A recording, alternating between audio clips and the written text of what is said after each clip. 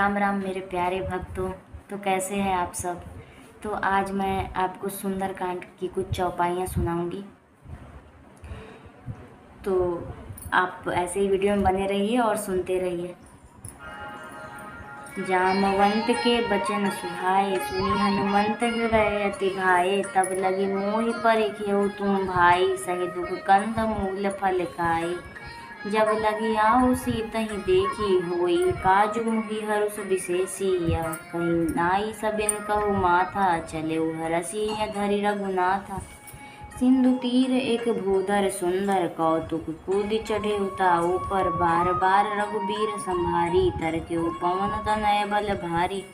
जेहि गिरि चरण देई हनुमंता, चलेउ सोगा पाताल तुरंता। जिमि अमोघ रघुपति कर बाना, एहि भांति चलेउ हनुमाना। जलनिधि रघुपति दूत बिचारी, तय मैनाक होहि श्रम हारी। दोहा। हनुमान तेहि परसा कर, पुनि कीन प्रणाम। राम काज कीन्हे बिनु, मोहि कहाँ विश्राम। सियावर रामचंद्र की जय। अब हम इसका अर्थ जान लेते हैं। जामवंत के सुंदर वचन सुनकर हनुमान जी के हृदय को बहुत ही भाए।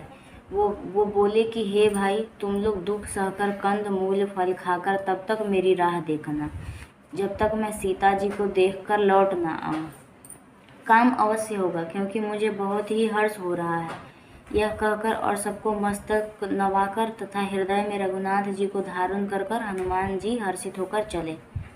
समुद्र के तीर पर एक सुंदर पर्वत था। हनुमान जी खेल से अनायास ही कूदकर उसके ऊपर जा चढ़े और बार बार श्री रघुवीर का स्मरण करके अत्यंत बलवान हनुमान जी उस पर से बड़े वेग से उछले। जिस पर्वत पर हनुमान जी पैर रख कर चले, वो तुरंत ही पाताल में धंस गया। जैसे रघुनाथ जी का अमोघ बाण चलता है, उसी तरह हनुमान जी चले।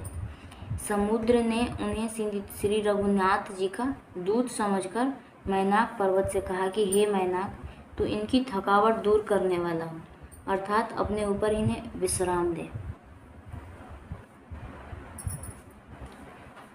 तो बोलिए जय श्री राम।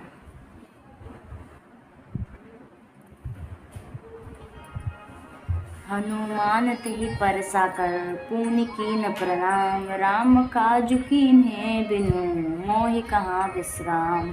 जात पवन सुत देवन देखा, जान कहूँ बल बुद्धि विशेषा। सुरसा नाम अहिन्ह कै माता, पठई न आई कहीं तेई बाता। आज सुरन मोहि दीन आहारा, सुनत बचन कह पवन कुमारा। राम काजु करि फिरि मैं आओ, सीता कही सुधि प्रभु सुनाओ। तब तो बदन पैठई आई, सत्य कहूँ मुई जानत माई। कौनिहु जतन देई नहीं जाना, द्रससि न मोहि कहेउ हनुमाना। जो जन भरि तेहि बदन पसारा, कपितनु कीन दुगुन विस्तारा।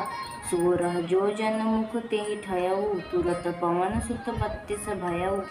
जस जस सूर सा बदनु बढ़ावा, तासु दून कपि रूप देखावा।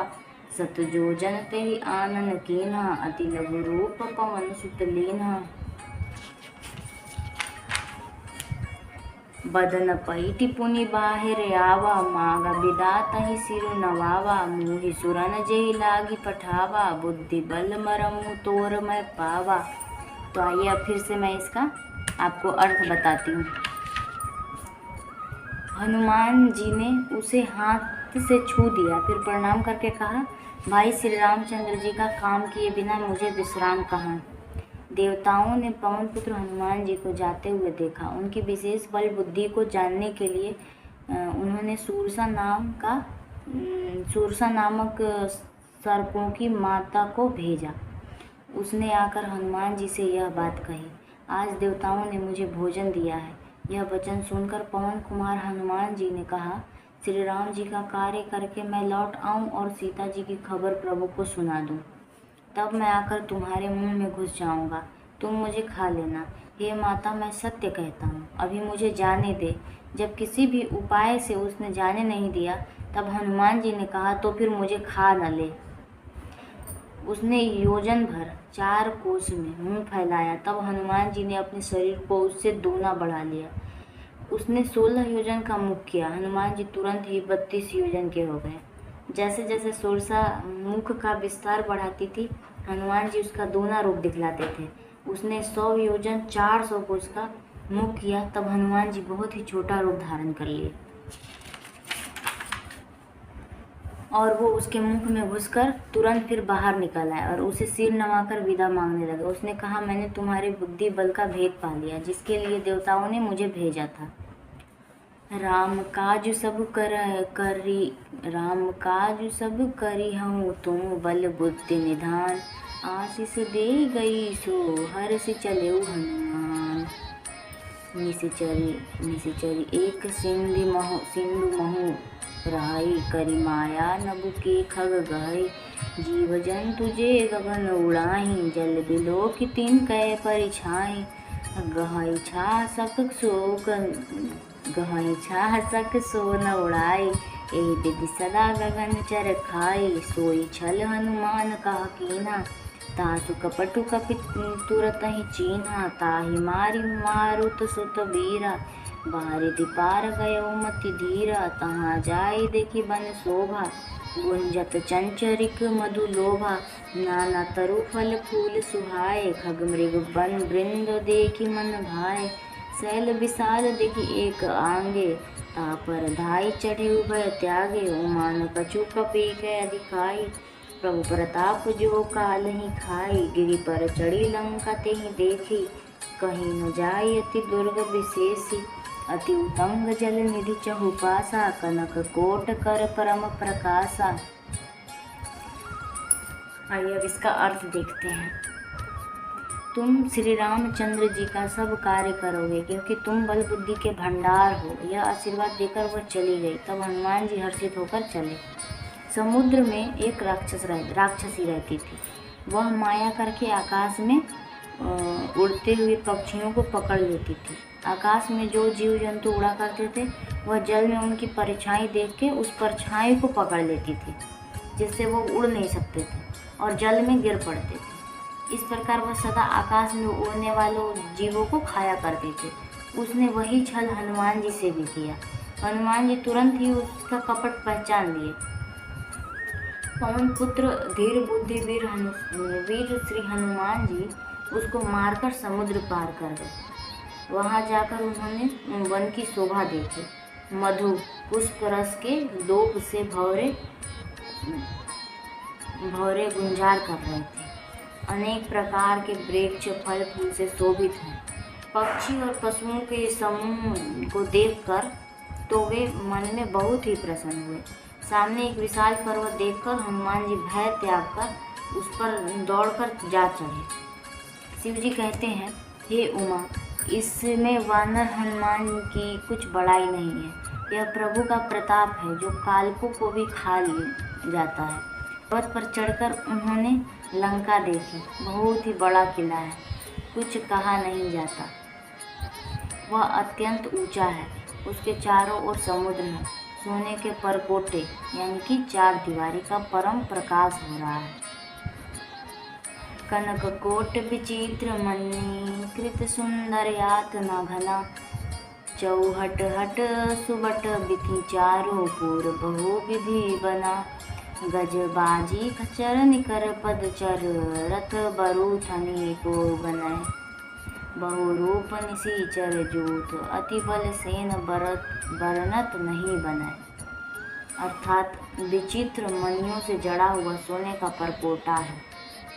परकोटे मतलब 4 दीवारी है। उसके अंदर बहुत से सुंदर सुंदर घर हैं। चौराहे, बाजार, सुंदर मार्ग और गलियां हैं। सुंदर नगर बहुत प्रकार से सजा हुआ है। हाथी, घोड़े, खच्चरों के समूह तथा पैदल और रथों के समूह को कौन गिन सकता है। अनेक रूपों के राक्षसों के दल हैं।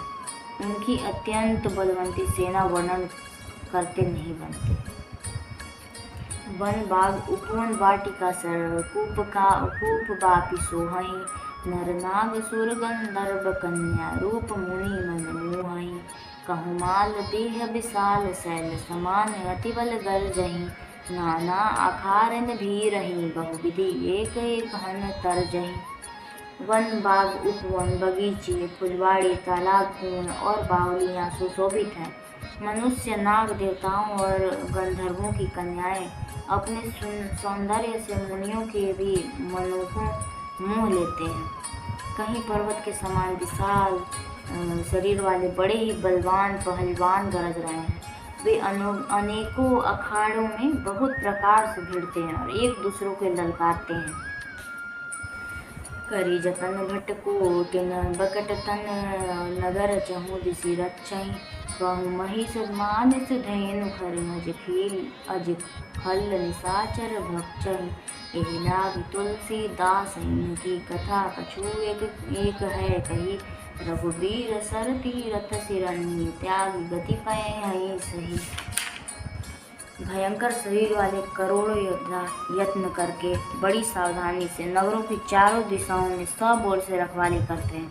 कहीं दुष्ट राक्षस भैंसों, मनुष्यों, गायों, गधों और बकरों को खा रहे हैं। तुलसीदास ने इनकी कथा इसलिए कुछ थोड़ी सी कही है कि ये निश्चय ही श्री रामचंद्र के बाण रूपी तीर्थ में शरीरों का त्याग कर परम गति पावेंगे। सियावर रामचंद्र की जय।